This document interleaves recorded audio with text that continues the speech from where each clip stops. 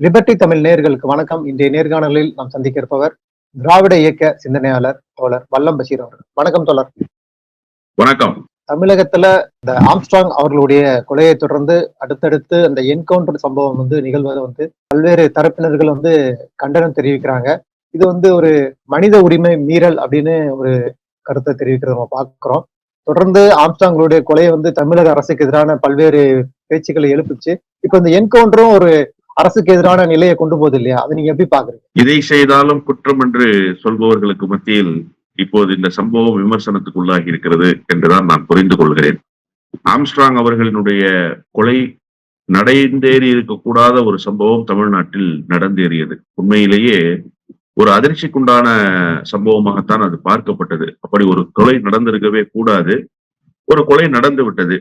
நடந்ததற்கு பிறகு 24 மணி நேரத்துக்குள்ளாக காவல்துறையில் சரணடைந்தார்கள் குற்றவாளிகள். அந்த குற்றவாளிகளை இயக்கியவர்கள் பின்னால் இருந்து இயக்கினார்கள்.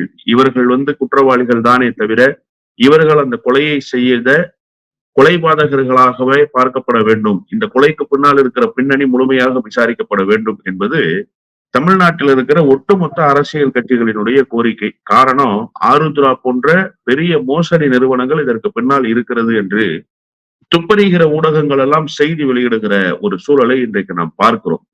இந்த நேரத்தில் இப்போது ஒரு என்கவுண்டர் நடந்திருப்பது என்பது உண்மையிலேயே கொலை குற்றவாளிகள் உண்மையிலேயே யார் என்பதை மூடி மறைப்பதற்காக நடந்ததாக சொல்கிறார்கள். ஆனால் உண்மை என்பது அது அல்ல. கொலை குற்றவாளிகளை தேடுகிற காவல்துறையினுடைய நடவடிக்கை என்பது துரிதப்படுத்தப்பட்டிருக்கிறது. முதலமைச்சர் அவர்கள் ஆம்ஸ்ட்ராங் அவர்களுடைய மனைவியை அவருடைய இல்லத்தில் சென்று பொற்கொடி அவர்களை சந்திக்கிற போது கூட குற்றவாளிகள் முழுமையான தண்டனை பெற்று தருவதற்கு இந்த அரசு துணையாக இருக்கும். குற்றவாளிகள் யாராக இருந்தாலும் அவர்கள் சட்டத்தின் முன் நிறுத்தப்படுவார்கள் என்கிற உத்தரவாதத்தை தந்துவிட்டு தான் வந்தார். அதன் அடிப்படையில் இப்போதும் அந்த வழக்கு குறித்த அண்ணாமலையாகட்டும் சீமான் அவர்களாகட்டும் என்ன சொல்றாங்கன்னா, உண்மையான குற்றவாளிகளை இவங்க பிடிக்கல, அதனால அந்த குற்றவாளிகள் கைது செய்யப்பட்டவர்கள் எதுவும் பேசிடக்கூடாதுன்னு தான் என்கவுண்டர் பண்ணி அவங்கள கொல்றாங்க அப்படின்னு சொல்றாங்க. இல்ல, என்கவுண்டருக்காக சொல்லப்பட்டிருக்கிற காரணம் ரொம்ப தெளிவா சொல்லியிருக்கிறாங்க சார். என்கவுண்டரை நாம் ஆதரிப்பதில்லை. தூக்கு தண்டனையை எப்படி ஆதரிக்கவில்லையோ அதுபோல என்கவுண்டரையும் ஆதரிப்பதில்லை என்பது என்னை போன்றவர்களினுடைய நிலைப்பாடு. ஆனா அதே நேரத்துல காவல்துறை சமயோஜிதமாக செயல்பட வேண்டும் என்பதிலும் கவனத்தில் கொள்ள வேண்டும். என்ன காரணம்னு கேட்டீங்கன்னா, ஏற்கனவே 3 கொலை வழக்குகளை குற்றப்பின்னணியாக கொண்டிருக்கிற அந்த ஒரு குற்றவாளி தப்பி செல்வதற்கு முயற்சி செய்கிறார் என்கிற போது வேறு என்ன செய்ய முடியும் காவல்துறையால? அவரை சுட்டு பிடிப்பதற்கு முயற்சி செய்கிறார்கள். அங்க ஒரு என்கவுண்டர் நடக்குது. இது காவல்துறை தரப்பில் சொல்லப்பட்டிருக்கிறது. ஆனால் என்கவுண்டர் தவிர்க்கப்பட்டிருக்க வேண்டும் என்பது என்னுடைய தனிப்பட்ட நிலைப்பாடு. ஆனால் ஒரு கட்டமைப்புக்குள் இருந்து பார்க்கிற பொழுது இவர்கள் செய்திருக்கிற படுபாதகமான கொலை, அதன் மூலமாக ஏற்பட்டிருக்கக்கூடிய வெறுப்புணர்வு, மக்களுக்கு இருக்கிற அச்ச உணர்வு, இவற்றையெல்லாம் கணக்கில் கொண்டு பார்க்கிற போது உண்மையிலேயே இவர்களை என்கவுண்டர் செய்ததுதான் சரி என்கிற மனநிலை பொதுவான மக்களிடத்திலே வருகிற அளவிற்கு இவர்களுடைய கொலைபாதக செயல் என்பது இருந்திருக்கிறது என்பதை கவனத்தில் கொள்ளணும். அதுக்காக காவல்துறையே தண்டனை கொடுத்துருச்சுங்கிறத ஏற்பதற்கு அல்ல. அதே நேரத்துல சீமானும் அண்ணாமலை போன்றவர்களும் பேசுவது என்பது முழுக்க அரசியல் லாபத்துக்காக பேசப்படுகிற செய்தி. ஆருத்ராவுல பின்னணியில யார் இருக்கிறா? R.K. சுரேஷ் இருக்கிறார். R.K. சுரேஷ் யார்? தேவர் குரு பூஜைக்கு பசும்பொன் நகரத்துல உங்களை பக்கத்துல வச்சுக்கிட்டு கட்டி பிடிச்சு முத்தம் கொடுத்த நபர் தான் R.K. சுரேஷ். R.K. சுரேஷ் தலைமறைவாக இருந்த போது அண்ணாமலை எங்கே சென்றார்? அண்ணாமலை வாய் மூடிக்கொண்டுதான் இருந்தார். அவருக்கு அந்த சம்பவம் குறித்தே தெரியாதது போல ஒரு மாய தோற்றத்தை ஏற்படுத்தி கொண்டே இருந்தார். இப்போது கூட R.K. சுரேஷை அழைத்து அந்த ஆருத்ராவினுடைய ராஜசேகர் போன்றவர்களை எல்லாம் அழைத்து மக்களுடைய பணத்தை, சுரண்டிய பணத்தை திரும்ப கொடுங்கன்னு அண்ணாமலை சொல்ல வேண்டியது தானே? உங்க கட்சியில தானே இருக்கிறாங்க. அதையெல்லாம் விட்டு அரசின் மீது குறை சொல்வது என்பது எந்த விதத்திலும் நியாயமாகாது. அண்ணாமலை போன்றவர்களுடைய பேச்சுக்கள் எல்லாம் மக்களிடத்திலே எந்த தாக்கத்தையும் ஏற்படுத்துவதில்லை. இதுல சீமான் வேற கூடுதலாக சேர்ந்திருக்கிறார். சீமானும் நண்பர் தான் R.K. சுரேஷுக்கு. அவங்க 2 பேரும் நெருங்கிய நண்பர்கள். அதற்காக ஆருத்ராவிட சீமானுக்கு தொடர்பு இருக்குன்னு நான் சொல்ல மாட்டேன். அதே நேரத்துல சீமானும் ஏராளமான கட்ட பஞ்சாயத்துகளை செய்யக்கூடிய நபராக இருக்கிறார். ஏன் நீங்க ஆருத்ரா விவகாரத்துல இதுவரைக்கும் வாய் திறக்கல? அப்ப ஆருத்ரா விவகாரத்துல சீமான் பேசாமல் இருப்பதற்கான காரணம் என்ன என்பதை சீமான் தான் சொல்ல வேண்டும். இந்த கொலை எதன் பொருட்டு நடந்திருக்கிறது என்பதை ஓரளவுக்கு யூகித்து செய்திகள் வெளியாகி இருக்கு சார். அதன் கோணத்தில் தான் விசாரணைகள் நடைபெறுவதாக காவல்துறையே சொல்லுது. ஆருத்ராவினுடைய பிரச்சனை தான் மிகப்பெரிய பிரச்சனையாக இருந்தது. அதில் பாதிக்கப்பட்டவர்களுடைய பக்கம் நின்று ஆம்ஸ்ட்ராங் சிலருக்கான தொகையை மீட்டு கொடுப்பதற்கு முயற்சி செய்தார். அதன் காரணமாகத்தான் இந்த கொலை நடந்தது என்பது எல்லோரிடத்திலும் இன்றைக்கு பேசுபொருளாகிறது. உண்மையான விசாரணை நடைபெற்று அது குறித்த முடிவு என்ன என்பது தெரிந்ததற்கு பிறகுதான் நாம் அது குறித்து பேச முடியும். இருந்தாலும் செய்திகள் எப்படி உழவுதுங்கிறத நம்ம பொறுத்து இந்த செய்தியை சொல்ல வேண்டியிருக்கு. அந்த மாதிரியான நேரத்துல நீங்க இந்த பிரச்சனையினுடைய மைய கரு என்ன, அது குறித்த செய்திகளை பேசுவதற்கு தயாரா இருக்கிறீங்களா? தமிழ்நாடு அரசை குறை சொல்வது மட்டுமே நோக்கம், தமிழ்நாட்டு முதலமைச்சரை கழுவில் ஏற்றுவது மட்டுமே உங்களுடைய முக்கியமான குறிக்கோளாக இருக்கும் என்று சொன்னால் அரசியலை தவிர வேற என்ன நீங்கள் செய்து கொண்டிருக்கிறீர்கள்? உங்களுக்கு அரசியல் செய்வது ஒன்றுதான் பிரதான. சீமான் இதுல கை தேர்ந்த ஒரு பணத்தை வச்சு அரசியல் செய்யறதுல அவர் போய் தன்னுடைய கட்சிக்காரன் செத்துப்பிட்டாலே எழுதி கேட்பாரு, இன்றைய உடலை சீமான் அண்ணனிடம் ஒப்படைக்க வேண்டும்னு நீ கையெழுத்து போட்டு கொடுத்துட்டு உன் பாடியை நான் தூக்கிட்டு போயிடுறேன்னு சொல்லி ஒரு இந்த ஆம்புலன்ஸ் வண்டி ஓட்டுற டிரைவர் இருக்கார்ல, அவர் பண்ற வேலையை செய்து கொண்டிருக்கிறார் சீமான் என்பது எல்லோருக்குமே தெரியும். எனவே இவர்கள் எல்லாம் திட்டமிட்டு ஒரு அரசியலை நகர்த்துகிறார்கள். ஆனால் உண்மையில் தமிழ்நாடு அரசு மிக சிறப்பாக இந்த விஷயத்தை கையாண்டு இருக்கிறது. இது தவிர்க்கப்பட்டிருக்க வேண்டிய சம்பவம் தான். ஆனால் நடந்தேறியதற்கு பிறகு முறையாக அரசு கையாளுகிறது என்பது அந்த அரசினுடைய செயல்பாடுகளிலிருந்து நாம் புரிந்து கொள்ள முடிகிறது. முதலமைச்சரே நேரா வீட்டுக்கு போயிட்டார் சார். பாதிக்கப்பட்டவர்களுடைய இல்லத்துக்கு சென்று அவருடைய மனைவிக்கு ஆறுதல் சொல்லிவிட்டு என்ன சட்ட நடவடிக்கைகள் மேற்கொள்ளப்படுகிறது என்பதை அவருடைய துணைவியாரிடத்திலேயே உத்தரவாதமாக கொடுத்து விட்டு வந்து விட்டார். அதன் பிறகு என்னென்ன சம்பவங்கள் அரங்கேறி கொண்டிருக்கிறது என்பதை நாம் தமிழ்நாட்டினுடைய நிலையிலிருந்து பார்க்கிறோம். நமக்கு தெரியுது என்ன நடக்குது அப்படின்றது. அந்த என்கவுண்டர்லாம் அதன் விளைவாக நடந்ததுதான். இந்த நேரத்திலும் குறை சொல்வது என்பது ஒரு நல்ல செயலாக இருக்க முடியாது. அரசு திடமாக இந்த விஷயத்தில் இயங்கி கொண்டிருக்கிறது என்பதுதான் நிதர்சனமான உண்மை. நடந்து முடிந்த சட்டமன்ற தேர்தல், அதாவது நாடு முழுவதும் நடைபெற்ற தேர்தல்ல இந்தியா கூட்டணி அதிக இடங்கள்ல 10 இடங்கள்ல வெற்றி பெற்றிருக்காங்க. பாஜக 2 இடங்கள், ஒரு சுயேட்சை ஒரு இடமும் வெற்றி பெற்றிருக்கிறோம் பாக்குறோம். பீகாருடைய சுயேட்சை எம்பி ஒருத்தர் சொல்லியிருக்கிறாரு, வரும் காலங்கள் அதாவது ஜார்க்கண்ட், ஹரியானா, மகாராஷ்டிரால அடுத்தடுத்து தேர்தல் வர இருக்கிறது, அதனுடைய சாம்பிள் தான் இது, அந்த தேர்தலுக்கான வெற்றி அறிகுறி தான் இந்தியா கூட்டணியுடைய இந்த வெற்றி அப்படின்னு ஒரு கருத்தை தெரிவிச்சிருக்காரு. அதை நீங்க எப்படி பாக்குறீங்க? நாடாளுமன்ற தேர்தலுக்கு முன்பாக 5 மாநில சட்டமன்ற தேர்தல்கள் நடைபெற்றது உங்கள் நினைவில் இருக்கும். ராஜஸ்தான் உள்ளிட்ட 5 மாநிலங்களுக்கு சட்டப்பேரவை தேர்தல் நடைபெற்றது. அப்ப அந்த சட்டப்பேரவை தேர்தலை என்ன சொன்னாங்கன்னு சொன்னா, இந்த தேர்தலில் யாருக்கு சாதகமாக முடிவுகள் வருகிறதோ அவர்கள்தான் நாடாளுமன்றத்தில் கோலோச்ச போகிறார்கள். நாடாளுமன்ற தேர்தலுக்கான ஒரு முன் ஒத்திகையாக இந்த தேர்தல் நடைபெறப் போகிறது என்று அரசியல் நோக்கர்கள் சொன்னார்கள். அது ஏறக்குறைய ஒரு 60 விழுக்காடு சரியாக இருந்தது என்று வைத்துக் கொண்டாலுமே கூட பாரதிய ஜனதாவுக்கு தெலுங்கானா தவிர்த்த இடங்களில் வெற்றியை தந்த மக்கள் பின்னாளில் வந்த நாடாளுமன்ற தேர்தலில் அந்த வெற்றியை அவர்கள் உறுதி செய்து தரவில்லை. சட்டமன்ற தேர்தலினுடைய தன்மை என்பதும் நாடாளுமன்ற தேர்தலினுடைய தன்மை என்பதும் வேறாக இருந்தது என்பதை நாம் அந்த நேரத்தில் பார்த்தோம். ஆனாலும் ஏறக்குறைய அந்த அரசியல் நோக்கர்களுடைய கணிப்பு என்பது சரியானதாகத்தான் இருந்தது, ஒரு 60 விழுக்காடு. இப்ப இந்த முறை என்னன்னா, நாடாளுமன்ற தேர்தல் நடைபெற்று முடிந்து புதிய நாடாளுமன்றத்தினுடைய உறுப்பினர்களும் அமைச்சர் பெருமக்களும் பொறுப்பேற்றுக் கொண்டு மிகச்சரியா 2 மாத காலம் கூட இன்னும் ஆகல. மிகச்சரியா சொல்லணும்னா 2 மாத காலம் இன்னும் நிறைவு பெறல. 60 நாட்களுக்குள்ளாக ஒரு தேர்தலை இந்த நாடு சந்தித்திருக்கிறது, இடைத்தேர்தல் என்கிற அடிப்படையில்.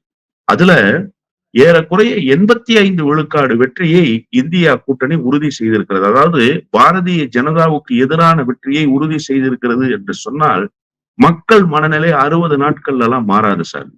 ஒன்று, மக்கள் அன்று முதல் இன்று வரை இந்த தேர்தல் களத்தில் பாரதிய ஜனதா கட்சிக்கு எதிரான நிலைப்பாட்டை தான் எடுத்திருக்கிறார்கள் என்பதை மீண்டும் ஒரு முறை உறுதி செய்து, இந்த மக்களுடைய தீர்ப்பை நான் எப்படி பார்க்கிறேன்னு சொன்னா, நாங்க பாரதிய ஜனதாவுக்கு வாக்களிக்கல, பாரதிய ஜனதா கட்சி அதிகாரத்துக்கு வர வேண்டும் என்று நாங்கள் நினைக்கவும் இல்லை, அதற்காக தேர்தல் களத்தில் நாங்கள் வாக்களிக்கவும் இல்லை. ஆனால் கூட்டணி கட்சிகளினுடைய தயவோடு பாரதிய ஜனதா கட்சி ஆட்சி அதிகாரத்தை கைப்பற்றி இருக்கிறது. நாங்கள் பாரதிய ஜனதாவுக்கு எதிரான நிலைப்பாட்டில் தான் இருக்கிறோம் என்பதை மீண்டும் ஒரு முறை உறுதி செய்து இந்திய துணை கண்டத்துக்கு வாக்காளர்கள் அறிவித்திருக்கிறார்கள் என்றுதான் நான் புரிந்து கொள்கிறேன். ஏன் உங்களால இந்த தேர்தல்ல வெற்றி பெற முடியல? 60 நாட்கள் தானே சார் ஆகுது நீங்க வெற்றியை தேடி இப்போ தமிழ்நாட்டை எடுத்துக்கங்க, 40க்கு 40 புதுச்சேரியும் சேர்த்து 100 விழுக்காடு வெற்றியை பெற்று தந்தது இந்தியா கூட்டணி. இந்தியா கூட்டணி என்று சொல்வதை விட வெளிப்படையாக சொல்ல வேண்டும் என்று சொன்னால், தமிழ்நாட்டிலிருந்த திராவிட முன்னேற்ற கழக தலைமையிலான அரசு திமுகவுக்கு துணை நின்ற பொது உடைமை இயக்கம், விடுதலை சிறுத்தைகள் போன்ற கட்சிகளினுடைய செயல்பாடுகள் 100 விழுக்காடு வெற்றியை தேடி தந்தது. இந்த 100 விழுக்காடு வெற்றி தேடி தந்து 60 நாட்கள் அவர்களுக்கும் இன்னும் முடியவில்லை என்கிற நிலையில் மீண்டும் ஒரு வெற்றியை, மகத்தான வெற்றியை 60,000 வாக்குகளுக்கு மேலாக பெற்று விக்கிரவாண்டி இடைத்தேர்தலில் வெற்றி பெற்றிருக்கிறார்கள். இது மக்களினுடைய எண்ணத்தை பிரதிபலிக்கக்கூடிய வெற்றிதான். அன்றைக்கும் மக்கள் 100 விழுக்காடு இந்த அரசை அங்கீகரித்து, இந்த அரசினுடைய முதலமைச்சர், இந்த அரசினுடைய பின்புலத்தில் இருக்கக்கூடிய திராவிட முன்னேற்ற கழகம் டெல்லியில் சென்று இந்தியா கூட்டணிக்கு வலு சேர்க்க வேண்டும், பாரதிய ஜனதா கட்சி அல்லாத ஒரு ஆட்சி அமைய வேண்டும் என்பதில் தமிழ்நாட்டு மக்கள் உறுதியாக இருந்தார்கள். இப்போது என்ன நிலைமை? அதிமுக களத்துல இல்ல, தேசிய ஜனநாயக கூட்டணி தான் களத்திலே இருக்கிறது. பின்னால் இருந்து கொண்டு சாதியவாதம் பேசுகிற பாட்டாளி மக்கள் கட்சி, அதற்கு பின்னால் இருந்து கொண்டு மதவாதம் பேசுகிற பாரதிய ஜனதா கட்சி, இவர்கள் எல்லோரும் ஒன்று சேர்ந்து வந்து நிற்கிறார்கள். அவர்களை வீழ்த்த வேண்டும் என்பதில் உறுதியாக இருந்து தமிழ்நாட்டு மக்கள் வீழ்த்தினார்கள். இது தமிழ்நாட்டினுடைய நிலைப்பாடு. இதை ஒரு புறத்துல வச்சிருங்க. இப்ப ஒட்டுமொத்தமாக இடைத்தேர்தல் நடந்திருக்கிற இடங்கள்ல அப்படித்தானே வெற்றியை தேடி தந்தனர். பீகார்ல ஏறக்குறைய பெரும்பான்மையான வெற்றியை நாடாளுமன்ற தேர்தல்ல தேசிய ஜனநாயக கூட்டணிக்குத்தான் மக்கள் தந்தார்கள். எல்லா இடங்களிலும் இந்தியா கூட்டணி ஒரு வெற்றி வகையை சூடிய போது கூட பீகார் தேர்தலில் ஒரு பின்னடைவு என்பதுதான் இந்த நாட்டுக்கு இப்போது வந்திருக்கக்கூடிய மிகப்பெரிய சாபக்கேடுக்கான அடித்தளம். அதை யாருமே மறுத்து விடவே முடியாது. அப்படிப்பட்ட பீகார் மக்கள் எதற்காக இப்போது திடீரென பாரதிய ஜனதா அல்லாத, தேசிய ஜனநாயக கூட்டணி அல்லாத ஒரு கட்சிக்கு வாக்களித்து வெற்றியை தேடி தர வேண்டும்? அதற்கான காரணம் என்ன? கூட்டணிக்குள்ளேயே ஒரு சலசலப்பு ஏற்பட்டிருக்கிறது என்பதை நீங்கள் உணர்ந்து கொள்ள வேண்டும். அண்மையில தேசிய செயற்குழுவை கூட்டினார் நிதிஷ்குமார். அந்த செயற்குழுல என்ன சொன்னாங்க? ஜார்க்கண்ட் மாநிலத்தில் நடைபெற போகிற தேர்தலில் நாங்கள் தனித்து போட்டியிட போகிறோம், களம் காண்பது உறுதி என்பதை அந்த செயற்குழுல தீர்மானமா நிறைவேற்றியிருக்கிறாங்க. தேசிய ஜனநாயக கூட்டணியில நீங்க இருக்கீங்க, நீங்க தேசிய ஜனநாயக கூட்டணியில் இருந்து கொண்டு தனித்து களம் காண்போம்னு தீர்மானம் போட்டதுக்கான காரணம் என்னன்னா, அவர் எதிர்வினை ஆற்றுகிறார். அதற்கு முன்பாக பீகாரில் பாரதிய ஜனதா கட்சி முதலமைச்சர் வேட்பாளரை அறிவிக்கும்னு பாரதிய ஜனதா கட்சியினுடைய மாநில பொறுப்பாளர் ஒருவர் பேசிட்டாரு. முதலமைச்சர் கேண்டிடேட்னா நான் தானே, நிதிஷ்குமார் தானே முதலமைச்சர் கேண்டிடேட்ன்ற எண்ணம் அந்த கட்சிக்கும் நிதிஷ்குமாருக்கும் இருக்கிறது. அதை ஓவர்லுக் பண்ணி இவங்க பேசுனதுனால அதனுடைய வெளிப்பாடாக ஜார்க்கண்ட்ல நாங்க போட்டி போடுவோம்னு சொல்லிட்டாரு. இத மக்கள் கவனிச்சுக்கிட்டே இருக்கிறாங்க. பீகார்ல கூட்டணிக்குள்ள ஒரு சலசலப்பு இருக்கு. எனவே இவர்களால் ஆட்சி அதிகாரத்தை முழுமையாக கொண்டு செலுத்த முடியாது. இந்த நேரத்தில் நாம் எதிர்நிலைப்பாட்டை எடுக்க வேண்டும்னு மக்கள் எதிர்நிலைப்பாட்டை எடுக்கிறாங்க. இன்னொன்னு, 100 விழுக்காடு நிதிஷ்குமாரை ஏற்றுக்கொண்டார்கள் என்பது அல்ல. இந்த சூழலில் நிதிஷ்குமாரினுடைய நிலைப்பாடு வரவேற்கத்தக்கதாக இருந்ததா, எதிர்ப்புக்குரியதாக இருந்ததா என்பதுதான் இந்த தேர்தல் களத்தில் பேசப்பட்ட செய்தி. ரொம்ப மைனாரிட்டி அடிப்படையில தான் அந்த வெற்றியை அவர்கள் பெற்று வந்தார்கள். 100 விழுக்காடு வெற்றியை எல்லாம் பெற்று வரவில்லை என்பதையும் பீகார் தேர்தலை கணக்கில் கொண்டு பார்க்க வேண்டும். மொத்தத்தில் மக்கள் பாரதிய ஜனதாவுக்கு எதிரான நிலைப்பாட்டில் தான் இன்னமும் இருக்கிறார்கள். மக்களுடைய வாக்கும் அதன் அடிப்படையில் தான் தேர்தலில் பிரதிபலிக்கிறது என்பதை மீண்டும் ஒரு முறை இந்த தேர்தல் உறுதி செய்திருக்கிறது. சிதம்பரம் அவர்கள் ஒரு கருத்தை சொல்லியிருக்கிறார். அதாவது எமர்ஜென்சி குறித்து கொண்டு வரும்பொழுது இந்திரா காந்தி அப்பவே வருத்தப்பட்டாரு, ஏன் கொண்டு வந்தோம்னு நினைச்சாருன்னு சொல்லி அது அப்பவே முடிஞ்சு போச்சு. இப்ப பாஜக மீண்டும் இதை கையில எடுக்க வேண்டிய ஒரு அவசியம் என்ன அப்படின்னு ஒரு கேள்வி எழுப்புறாரு. அது மட்டுமல்ல, மணிப்பூர் விஷயத்தை திசை திருப்பதான் பாஜக இதை கையில எடுக்கிறாங்க அப்படின்னு சொல்லி அவர் ஒரு குற்றச்சாட்டு முன்வைக்கிறாருல, அதை நீங்க எப்படி பாக்க? பலமான எதிர்கட்சிகள் நாடாளுமன்றத்தில் வந்து அமர்ந்ததற்கு பிறகு மோடிக்கும் பாரதிய ஜனதா கட்சிக்கும் அரசியல் செய்வதற்கான எந்த விதமான அடிப்படை ஆதாரங்களும் கிடைக்கவே இல்லை. வேறு வழியே இல்லாமல் அவர்கள் தடுமாறி கொண்டிருந்தார்கள் நாடாளுமன்றத்தில். அது இந்த நாடாளுமன்றத்தினுடைய கூட்டத்தொடர்கள் நடைபெறுகிற காலத்திலேயே நாம் பார்த்தோம். முழுக்க முழுக்க எதிர்கட்சிகள் வசம்தான் நாடாளுமன்றம் இருந்ததே தவிர ஆளுகிற பாரதிய ஜனதா கட்சிக்கு நாடாளுமன்றத்தில் பேசுவதற்கு எந்த முகாந்திரமும் கிடைக்கவில்லை. எந்த சப்ஜெக்டை எடுத்து பேசினாலும் எதிர்கட்சிகள் மறிக்கிறார்கள், எதிர்கட்சிகள் ஆதாரபூர்வமாக பேசுகிறார்கள், தர்க்க ரீதியாக வாதிடுகிறார்கள். அவர்களோடு வாதிட்டு தங்களுடைய நிலைப்பாட்டை நாட்டு மக்களுக்கு சொல்ல முடியாமலும் தடுமாறுகிறது, எதிர்கட்சிகளை வாயடைக்க முடியாமலும் தடுமாறுகிறது. இந்த நேரத்தில் தான் மணிப்பூருக்கு நேரடியாகவே சென்று விட்டார் ராகுல் காந்தி. ரஷ்யாவுக்கு போனார் பிரதமர், ஆனால் ராகுல் காந்தி நேரடியாக மணிப்பூருக்கு சென்று பாதிக்கப்பட்ட மக்களை சந்தித்து பேசுகிறார். ஒரு எதிர்கட்சி தலைவர் என்கிற நிலையிலிருந்து அந்த மக்களினுடைய மனநிலை என்னவாக இருக்கிறது, அந்த மக்கள் இன்னமும் என்ன செய்து கொண்டிருக்கிறார்கள், அவர்களுக்கு அடுத்த கட்டம் என்ன செய்ய வேண்டும் என்பதை அந்த மண்ணிலேயே நேரடியாக சென்று சந்தித்து விட்டு அதை தன்னுடைய எக்ஸ் தளத்திலேயே பதிவு செய்கிறார். இன்னமும் காட்சிகள் மாறவில்லை, மக்கள் இன்னமும் அந்த அவதிக்குள்ளான நிலையில் தான் இப்போதும் இருக்கிறார்கள் என்பதை வெளி உலகத்துக்கு கொண்டு வந்து சொன்னவர் ராகுல் காந்தி தான். இப்போது இவர்களுக்கு இது ஒரு மிகப்பெரிய நெருக்கடியை தந்திருக்கிறது. நீங்கள் 3வது முறையாக ஆட்சி அதிகாரத்தை நாங்கள் கைப்பற்றி விட்டோம். மணிப்பூரிலே எங்களுடைய அதிகாரம் எல்லா வகையிலும் செல்லுபடி ஆகும் என்று சொன்னால், ஏன் மணிப்பூரில் இன்னமும் சுமூகமான சூழலை உங்களால் ஏற்படுத்த முடியும்? சின்னஞ்சிறிய மாநிலம் தானே சார். அங்க உங்களால் சுமூகமான சூழலை ஏற்படுத்த முடியும். நீங்க நேருவோடு ஒப்பிட்டுக் கொள்கிறார் மோடி.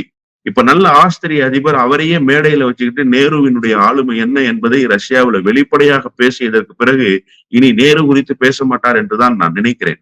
ஆஸ்திரியா என்கிற நாடு மலர்வதற்கே நேருதான் காரணமாக இருந்தார் என்று ஆதாரபூர்வமாக பேசினார் ஆஸ்திரியாவினுடைய அதிபர். ஆனால் சின்னஞ்சிறிய மாநிலமாக இருக்கிற மணிப்பூரில் கூட உங்களால் ஒரு சுமூகமான சூழலை ஏற்படுத்த முடியவில்லை. நீங்கள் நேருவோடு உங்களை ஒப்பிட்டுக் கொள்கிறீர்கள். இப்படி எல்லா வகையிலும் அரசியல் பேச முடியாமல், எதிர்க்கட்சிகளை சமாளிக்க முடியாமல் தடுமாறுகிற ஒரு சூழலுக்கு பாரதிய ஜனதா கட்சி வந்து சேர்ந்தது. என்ன செய்ய முடியும்? என்ன செய்தா அடுத்த கட்ட அரசியலை நகர்த்த முடியும் என்று சிந்திக்கிற போது அவர்கள் ஒரு காலத்தில் நேரு குறித்து மட்டுமே பேசுவார்கள். நீங்கள் நன்றாக கவனித்து பாருங்களேன். நேருவினுடைய ஆட்சி காலத்துலதான் இப்படி நடந்தது, நேருவினுடைய பிரதமராக இருந்த நேரத்தில் தான் இப்படி நடந்தது என்றெல்லாம் விமர்சன கணைகளை தொடுப்பார்கள். நேரு பிரதமராக இருந்து அதன் பிறகு எத்தனை பிரதமர்கள் வந்து விட்டார்கள், நீங்கள் எத்தனை முறை ஆட்சி அதிகாரத்துக்கு வந்து விட்டீர்கள், 3வது முறையாக நீங்கள் ஆட்சி அதிகாரத்துக்கு வந்து விட்டீர்கள். மோடி என்கிற அந்த தனிநபர் மட்டுமே 3 முறை அதிகாரத்துக்கு வந்து விட்டார். நீங்கள் செய்ய முடியாத சீர்திருத்தத்தை எல்லாம் இப்போது கணக்கை யார் பேரில் எழுதுவது என்று கேட்டால் நேருவினுடைய பேரில் எழுதி கொண்டிருந்தார்கள். இப்போது வேறு வழியே இல்லை. அதனால் என்ன செய்வது? நேருவுக்கு அடுத்த கட்டமாக இருக்கிற இந்திரா காந்தி அம்மையாரை சொல்லி காங்கிரஸை காயப்படுத்தி விட வேண்டும், காங்கிரஸை ஒரு ஓரம் கட்டிவிட வேண்டும் என்று நினைக்கிறார்கள். நான் கேட்கிறேன் சார், எமர்ஜென்சி என்றால் என்னவென்றே தெரியாத புதிய தலைமுறை இன்றைக்கு வந்துவிட்டது. அவர்களிடத்தில் நீங்கள் எமர்ஜென்சி குறித்தும் எமர்ஜென்சி தாக்கம் குறித்தும் பேசி என்ன அரசியல் லாபத்தை அடைந்து விட போகிறீர்கள்? இந்திரா காந்தி அம்மையாரே சொல்லியிருக்காங்க சார், எமர்ஜென்சி ஒரு தவறான அணுகுமுறை தான், அதை செய்தது தவறுதான் என்கிற மன்னிப்பை முதலமைச்சராக இருந்த கலைஞர் அவர்கள் இந்திரா காந்தி அம்மையாரை அழைத்து வந்தார். முதலமைச்சர் பொறுப்பு அவருக்கு போயிடுச்சு சார், அதிகாரத்தை அவரிடமிருந்து பறித்து விட்டார்கள். இந்திரா காந்தியை தமிழ்நாட்டுக்கு அழைத்து வந்து தேர்தல் பிரச்சாரத்தில் பேச வைத்தார். இந்திரா காந்தி அந்த மேடையில் ஏறி நான் எமர்ஜென்சி அறிவித்ததற்காக வருத்தப்படுகிறேன்னு தமிழ்நாட்டிலிருந்து மன்னிப்பு கோரினார் சார். அதன் பிறகு இந்திரா காந்தி அம்மையாருடைய பல நடவடிக்கைகள் எமர்ஜென்சி தன்னுடைய நிலைப்பாடு தவறு என்பதை உணர்ந்தேதான் அவர் செயல்பட்டிருக்கிறார். இப்போது நீங்கள் புதிய எமர்ஜென்சியையோ எமர்ஜென்சி போன்ற கருப்பு சட்டங்களையோ அறிவிக்க முடியாத அளவுக்கு சட்டத்திட்டங்கள் வேறு விதமாக மாற்றி அமைக்கப்பட்டு விட்டன. புதிய அமெண்ட்மெண்ட் எல்லாம் கொண்டு வந்து அதெல்லாம் இம்ப்ளிமெண்ட் பண்ணியாச்சு இந்தியாவுல. இப்ப நீங்க எமர்ஜென்சி குறித்து பேச வேண்டிய அவசியம் என்ன? நீங்கள் 15 ஆண்டுகளாக அதிகாரத்தை நிறைவு செய்கிற இடத்துக்கு வந்து இந்த ஆட்சி அதிகாரத்தை நிறைவு செஞ்சா 15 வருஷம் சார். இப்ப 11 வருடம், 11வது வருடத்தில் இந்த ஆட்சி இருக்கிறது. 11 வருடமாக அன்டிக்ளேர்டு எமர்ஜென்சியை நீங்க வச்சிருந்தீங்களே, அது குறித்து பேசுவதற்கு நீங்க தயாராக இருக்கிறீங்களா? மாட்டுக்கறி என்பது ஒரு உணவு தான். அந்த உணவை வைத்திருந்தார்கள் என்பதற்காக வைத்திருக்காதவர்களை கூட நீங்கள் அடித்து கொலை செய்கிற காட்சிகள் இந்த 10 ஆண்டுகளில் தானே அரங்கேறியது. பத்திரிகையாளர்களுக்கு சுதந்திரம் அளிக்கப்படாமல் அவர்கள் படுகொலை செய்யப்படுகிற கௌரி லங்கேஷ் போன்ற கல்புர்கி போன்றவர்கள் கொலையுண்ட சம்பவங்கள் எல்லாம் இந்த 10 ஆண்டுகளில் தானே நடைபெற்றது. இந்த 10 ஆண்டுகளில் தானே பண மதிப்பிழப்பு நடவடிக்கையை கொண்டு வந்து நாட்டு மக்களை ரோட்டுக்கு கொண்டு வந்து யாசகம் கேட்கிற நிலைமைக்கு நீங்கள் கொண்டு வந்து நிறுத்தினீர்கள். இதெல்லாம் அன்டிக்ளேர்டு எமர்ஜென்சில வராதா? இந்த 10 ஆண்டுகளாக நீங்கள் இவற்றையெல்லாம் செய்துவிட்டு எப்போதோ நடைபெற்ற எமர்ஜென்சி குறித்தும் அடக்குமுறை சட்டங்கள் குறித்தும் இப்போது பேசுவது, இப்போது சட்டத்தை இயற்றுவது என்பது முழுக்க முழுக்க எதிர்க்கட்சிகளை நேரடியாக சந்திக்க முடியாமல், எதிர்க்கட்சிகளினுடைய சவால்களை சமாளிக்க முடியாமல் தடுமாறுகிற ஒரு நடவடிக்கைக்கு தற்காலிக முட்டுக்கட்டை போடுவதற்காகத்தான் இதை பேசுகிறார்கள். நான் கேட்கிறேன் சார், 10 வருஷமா நீங்க அதிகாரத்தை நிறைவு செய்துட்டு 11வது ஆண்டுல இப்போது இருக்கீங்க. நீங்க 10 வருஷமா ஏன் இந்த கருப்பு சட்டம் குறித்த இந்த கொண்டாட்டம் என்பதை நீங்கள் அறிவிக்கவில்லை? இப்படி நாங்கள் இந்த எமர்ஜென்சியை நினைவு கூறுகிற வகையில் இந்த நாளை இப்படிப்பட்ட நாளாக நாங்கள் அறிவிப்போம்னு ஏன் இந்த 10 ஆண்டுகள்ல நீங்க அறிவிக்கல? அதனுடைய காரணம் என்ன? இப்ப 10 ஆண்டுகளா நீங்கள் அசூர பலத்தோடு இருந்தீர்கள். உங்களுக்கு பேசுவதற்கு பல்லாயிரம் செய்திகள் இருந்தது. எதிர்க்கட்சிகளுடைய குரல் வலையை எளிதாக நசுக்கி விட்டீர்கள். ஆனால் இப்போது எதிர்க்கட்சிகளுடைய குரல் வலையை நசுக்க முடியாத நிலைக்கு நீங்கள் இருக்கிறீர்கள். எனவே எதை தின்றால் பித்தம் தெளியும் என்கிற நிலையில் இருந்து இப்போது எமர்ஜென்சி குறித்து பேசுங்கள். உண்மையிலேயே கருப்பு நாள் என்று எதை தெரியுமா அறிவிக்கணும்?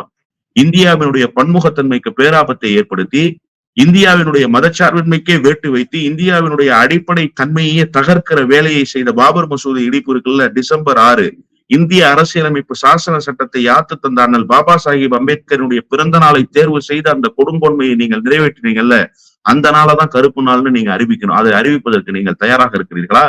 அது குறித்து இந்த நாட்டு மக்களிடத்தில் பேசுவதற்கு நீங்கள் தயாராக இருக்கிறீர்களா? இல்லை. மாறாக எமர்ஜென்சி குறித்து மட்டுமே நீங்கள் பேசுவது என்பது எதிர்க்கட்சியை நேரடியாக சந்திக்க முடியாமல் தடுமாறி கொண்டிருக்கிற இந்த சூழலில் தற்காலிகமாக எதிர்க்கட்சிகளுடைய வாயை அடைப்பதற்காக இந்த யுக்தியை நீங்கள் கையில் எடுத்திருக்கிறீர்கள். இந்த யுக்தியும் முனைமழுங்கி போகும். இந்த இடத்திலும் நீங்கள் தோல்வியை தழுவுவீர்கள் என்பதை வருங்கால நடவடிக்கைகள் உணர்த்தும். நன்றி தோழர். நிறைய பயனுள்ள நல்ல தகவல்களை நேயர்களுக்கு சொல்லியிருக்கீங்க. உங்களுடைய நேரத்துக்கு மிக்க நன்றி. நன்றி.